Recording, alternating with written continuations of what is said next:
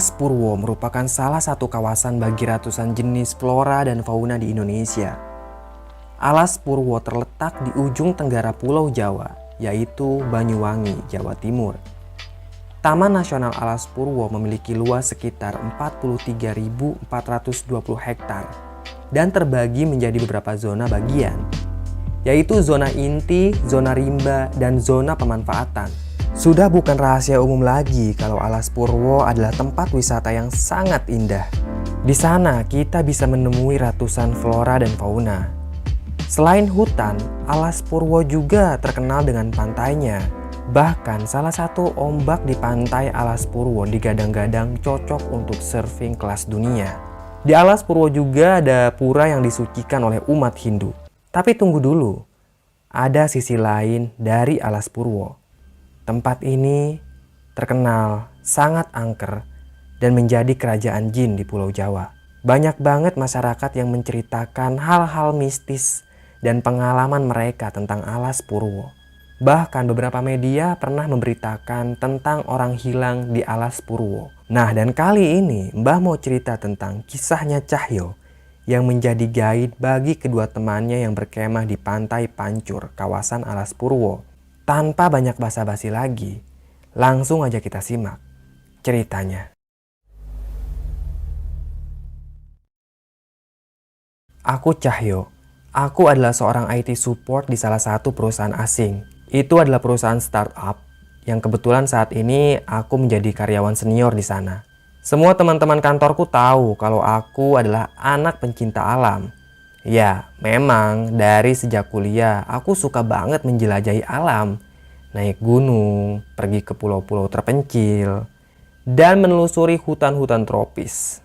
Kalau kalian lihat Instagramku, itu penuh dengan koleksi foto-foto perjalananku keliling Indonesia. Hampir semua tempat-tempat indah di Indonesia sudah kudatangi. Termasuk gunung-gunung yang terkenal di Pulau Jawa sudah kudaki semuanya. Pokoknya aku ini anak alam lah. Bukan hanya itu saja, kadang-kadang aku juga sering diminta untuk menjadi guide untuk rombongan wisata atau pendaki. Nah, dan dari semua perjalanan itu, ada satu perjalanan yang aku sesali, yaitu perjalanan ke Alas Purwo. Jujur ya, sebelumnya aku memang sudah pernah main ke Alas Purwo dan semuanya baik-baik aja. Nggak ada hal aneh yang terjadi. Alas Purwo memang tempat yang cocok kalau mau camping di sana. Suasananya tenang, dan kalau kita beruntung, kita bisa nemuin rusa liar di sana. Terus kita selfie deh. Pertama kali aku ke Alas Purwo, jujur ya, aku nggak percaya sama cerita-cerita mistis yang tersebar di masyarakat. Karena ya, aku sama teman-teman yang lain happy-happy aja di sana. Nggak ada hal-hal mistis yang terjadi pada kami. Tapi semua keyakinanku itu sirna dan aku mulai percaya adanya kekuatan gaib di Alas Purwo saat aku menemani kedua teman-temanku ke sana. Awal ceritanya gini, sore itu setelah selesai ngebenerin koneksi wifi di kantor, ada dua orang staf yang menghampiriku. Mereka berdua adalah Sekar dan Bambang. Menurut gosip yang aku dengar dari teman-teman kantor, katanya sih Sekar dan Bambang ini baru aja jadian seminggu lalu. Ya menurutku mereka serasi. Sekar adalah perempuan yang cantik dan seksi. Bram juga cowok yang cool. Badannya itu udah kayak binaragawan. Soalnya si Bram ini suka nge-gym. Kalian, ada yang dapat gua bantu? Tanyaku pada mereka berdua. Bambang dan Sekar malah senyum-senyum gitu. Lu berdua kenapa senyum-senyum? Kayak kesambet aja, kataku. Jadi gini mas pasti udah tahu kan kalau kami ini baru jadian. Nah ceritanya kami mau liburan ke tempat yang angker gitu. Soalnya kami berdua ini suka banget sama suasana horor, kata Bambang sambil tersenyum. Ya terus? Tanyaku. Kami berdua mau camping gitu mas di Alas Purwo.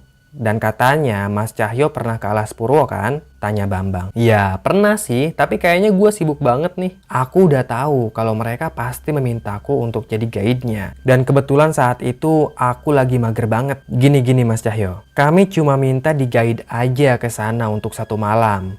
Dan kami udah siapin bayaran yang lumayan besar buat Mas Cahyo. 3 juta mau nggak?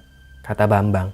Dia langsung nembak harga gitu. Duh kayaknya gue gak bisa deh, soalnya bener-bener lagi banyak kerjaan banget di rumah, kataku. Gimana kalau 4 juta? Kata Sekar. Oke deh jadi, jawabku. Tanpa basa-basi lagi aku langsung menyanggupi tawarannya. Lumayan banget kan 4 juta. Singkat cerita, kami bertiga pun ngambil cuti di hari yang sama dan untungnya di ACC sama atasan. Kami pun ke Alas Purwo, bukan di hari weekend ya, melainkan di hari-hari biasa. Jam kerja lah, maksudnya biar nggak banyak orang juga di camping groundnya. Pagi sekali kami berangkat dari stasiun Gambir, tujuan kami adalah Banyuwangi. Tentu kami harus bermalam dulu di penginapan karena pas sampai ke sana hari udah mulai gelap. Nah, malamnya di penginapan itu aku langsung mencari informasi sewa mobil karena tidak ada mobil umum yang menuju Alas Purwo. Setelah bermalam di penginapan, barulah di hari Selasa kami bertiga berangkat ke Alas Purwo menggunakan mobil charteran. Si pengemudi mobilnya sangat ramah. Dia berbicara dengan logat Jawa yang kental. Dia juga sempat nanya tujuan kami ke Alas Purwo itu mau ngapain. Aku jawab aja mau camping. Si sopir juga bilang kalau main ke Alas Purwo jangan sampai ngomong gegabah, apalagi bertingkah sembarangan. Tentu saja aku sudah paham soal itu dan tidak perlu dikasih tahu. Sepanjang perjalanan, aku perhatikan si Bambang dan si Sekar itu mesra banget ya. Maklum lah, mungkin ini adalah liburan pertama mereka. Jadi kayak bulan madu aja gitu. Aku sendiri yang memang sudah berumah tangga biasa aja ngelihat kemesraan mereka. Bodoh amat lah, yang penting dapat 4 juta. Selang beberapa saat, mobil yang kami tumpangi tiba di perhutanan Alas Purwo. Sejauh mata memandang, hanya terlihat pohon-pohon besar yang berjajar di pinggiran jalan. Jalan Alas Purwo juga sudah aspal, jadi nggak ada masalah lah sepanjang perjalanan itu. Oh ya, tujuan kami adalah Pantai Pancur. Di sana kami akan camping selama 1 malam. Gak lama kemudian, kami pun tiba di Pos Rowobendo Alas Purwo. Pos ini dikhususkan untuk kegiatan para turis. Setiap pengunjung harus membayar tiket masuk di pos itu.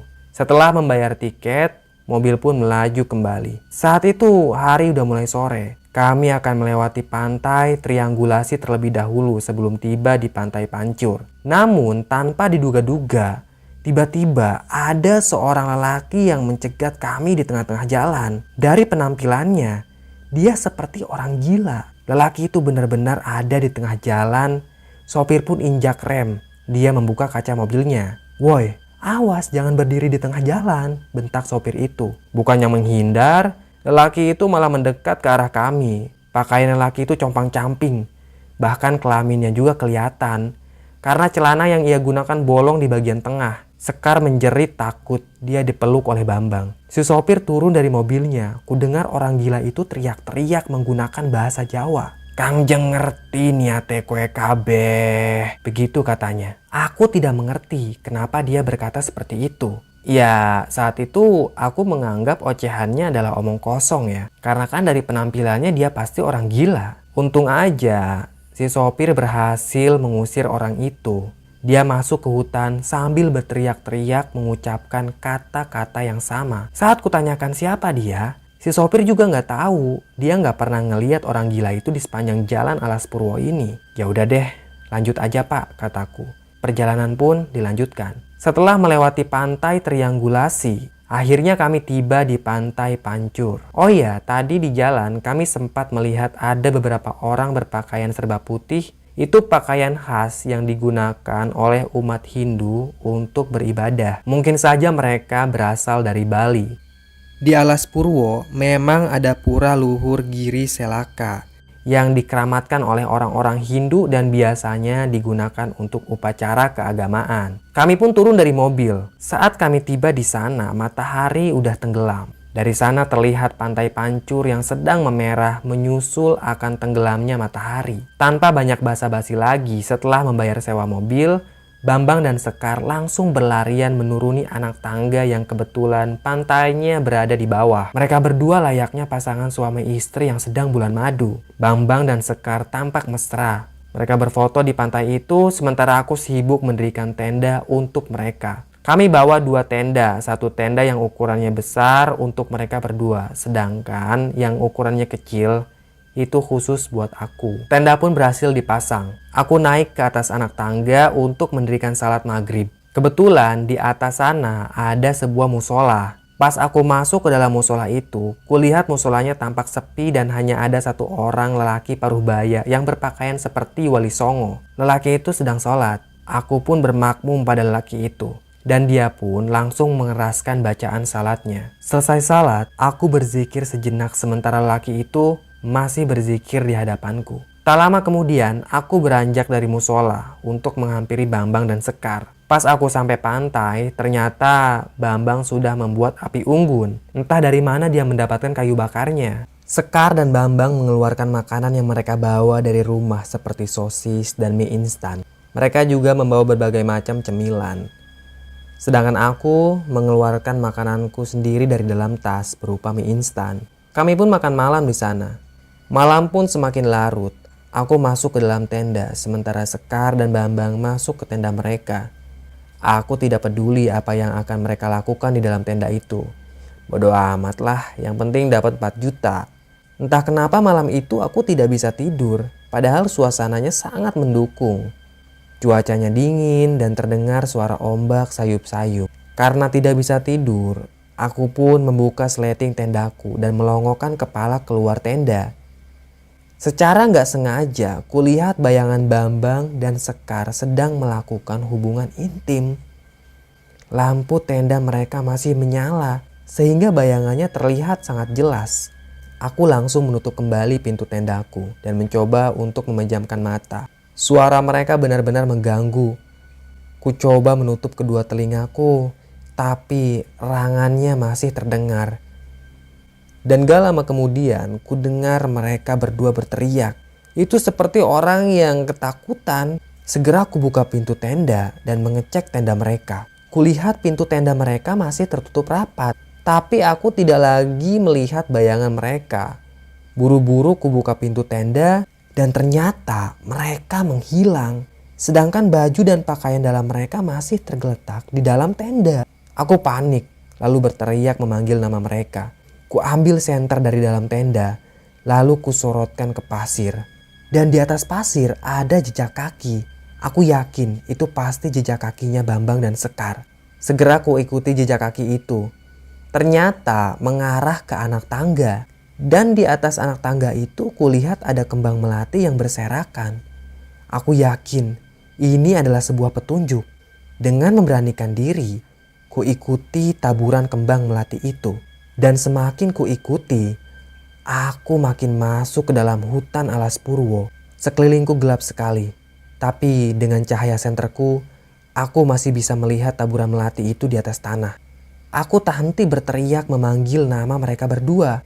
Sialnya, tidak ada tanda-tanda keberadaan Bambang dan Sekar.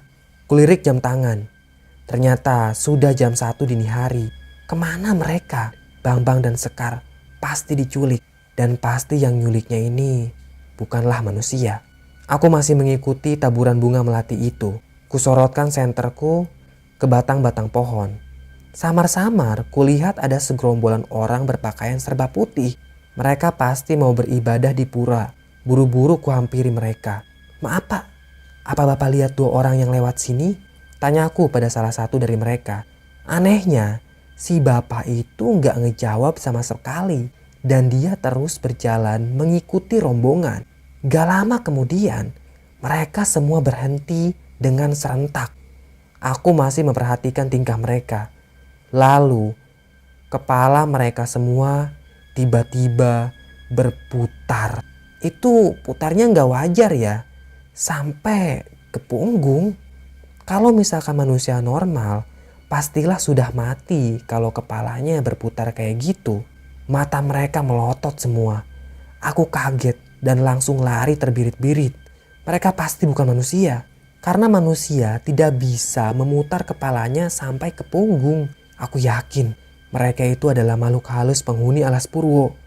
Aku lari sekuat tenaga tanpa arah dan tujuan menjauh dari mereka semua. Cahaya senterku tak mampu menyinari jalan karena semakin lama hutan ini semakin berkabut. Aku merasa semakin tersesat di hutan ini. Setelah beberapa saat lari tanpa arah, aku pun mulai kelelahan. Aku berusaha untuk mencari kembang melati tadi. Tapi kok nggak ada. Aku pun melanjutkan perjalanan, entah mau kemana. Sekitar 30 menit, kulihat sebuah gua. Dari dalam gua itu, kudengar suara orang yang minta tolong. Aku sangat kenal suaranya. Itu adalah suara Sekar. Buru-buru kuhampiri gua itu Dan pas aku masuk ke dalam gua, anehnya tidak ada siapa-siapa di sana. Aku hanya melihat banyak sekali sesajen, kembang melati dan sebuah batu yang dibungkus menggunakan kain berwarna putih. Pemandangan itu sangat mistis dan mengerikan. Aku berteriak memanggil-manggil nama Bambang dan Sekar, tapi sama sekali tidak ada tanda-tanda keberadaan mereka. Aku curiga kalau yang teriak barusan itu bukanlah Sekar, tapi makhluk halus yang menyerupai Sekar. Karena takut, aku pun langsung keluar dari dalam gua itu. Dan pas aku keluar dari dalam gua, ternyata ada seorang laki-laki paruh baya. Aku kenal lelaki itu. Dia yang kutemui di musola. Buru-buru aku minta tolong pada lelaki itu, tapi tatapannya datar. Dia menoleh ke wajahku dan berkata, "Kedua temanmu itu sudah membuat penghuni alas Purwo ini marah." Begitu kata si lelaki. "Lalu apa yang harus saya lakukan, Pak? Tolong temukan teman-teman saya." Aku memohon pada lelaki itu, "Kau pergi saja ke arah barat. Nanti kau akan menemukan mereka di sana. Dan ingat, apapun yang terjadi, saranku jangan menoleh ke belakang. Teruslah jalan sampai kau menemukan teman-temanmu di sana," kata lelaki itu. Pas aku menoleh lagi ke si lelaki tadi, ternyata dia sudah hilang entah kemana. Aku benar-benar kaget. Padahal barusan dia masih ada di sampingku. Tanpa pikir panjang lagi, aku menuruti perkataannya. Aku mulai berjalan ke arah barat. Entah apa yang akan kutemui di sana. Semoga saja lelaki tadi benar kalau aku bisa menemukan Bambang dan Sekar. Sekitar 20 menit kemudian, aku mendengar suara langkah seseorang mengikutiku. Aku ingat pesan si lelaki paruh baya. Apapun yang terjadi, jangan menoleh ke belakang. Anehnya, saat aku berhenti, suara kaki itu juga berhenti. Dan tiba-tiba aja ada seseorang yang menyapaku dari belakang.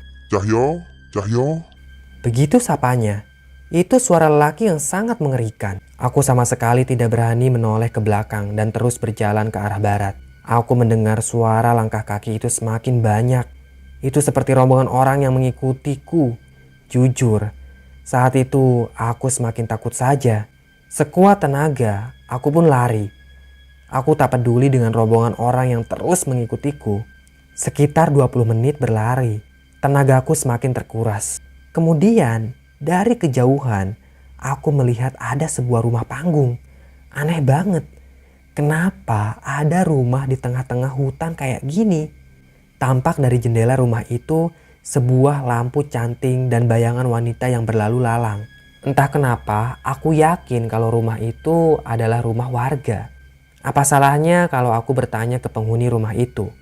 Siapa tahu ada petunjuk. Aku pun langsung menghampiri rumah tersebut. Beberapa kali aku mengetuk pintu. Dan sesaat kemudian terdengar suara langkah kaki mendekat. Gagang pintu berputar, tanda ada yang membukakan pintu. Tampaklah seorang wanita muda yang amat cantik. Dia mengenakan baju kebaya dan kain batik. Wanita itu tersenyum dan menyapaku dengan sangat ramah. "Ada apa ya, Mas?" tanya wanita itu. "Maaf, Mbak, saya mau tanya.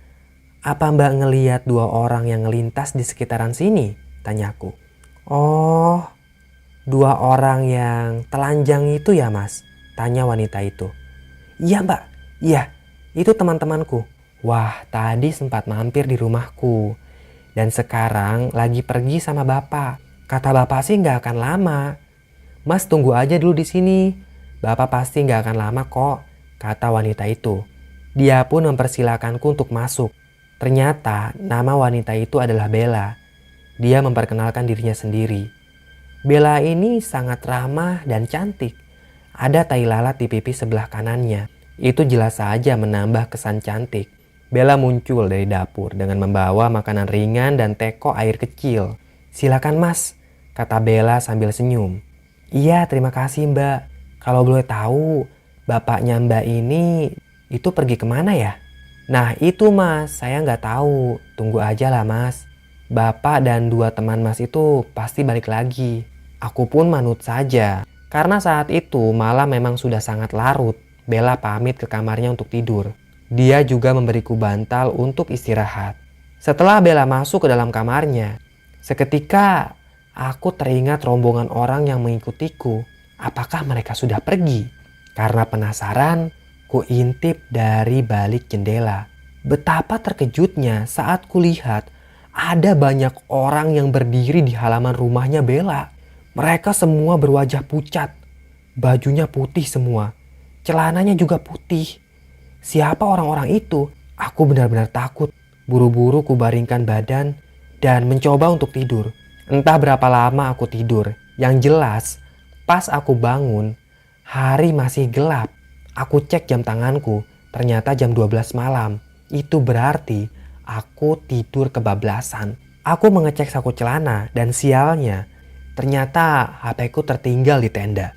Perlahan aku bangun dan menghampiri kamar Bella. Ku ketuk pintu kamarnya tapi tidak ada jawaban. Malah ku dengar suara wanita yang bernyanyi menggunakan bahasa Jawa. Tipon sami ambanteng rira. Itu sangat mengerikan. Akhirnya aku intip dari celah bilik kamarnya. Dan di sana tampaklah sosok wanita bertubuh besar. Dia mengenakan jubah warna putih, rambutnya panjang sekali sampai menyentuh lantai. Entah apa lagu yang ia lantunkan. Yang jelas wanita itu pasti bukan si Bella. Sosok itu membalikkan badan dan kulihat wajahnya yang membusuk penuh dengan belatung. Aku teriak dan lari ke dapur. Ternyata di dapur kudapati banyak sekali sajenan. Aku keluar dari rumah itu melalui pintu dapur. Kemudian berlari sekuat tenaga. Dan lagi-lagi saat aku lari, kudengar suara seseorang menyapaku dari belakang. Cahyo? Cahyo? Begitu suaranya. Aku tidak peduli siapa yang ada di belakangku dan terus lari sekuat tenaga. Dan beberapa saat kemudian, seketika aku berhenti karena aku melihat kejadian yang sangat aneh di depanku. Itu adalah sebuah rumah panggung milik Bella. Ternyata semakin aku lari, rasanya semakin disesatkan saja. Dan aku hanya berputar-putar di satu tempat. Tampak dari jendela rumah itu, sosok kuntilanak yang sedang memandangiku. Segera aku lari menjauh dari rumahnya Bella.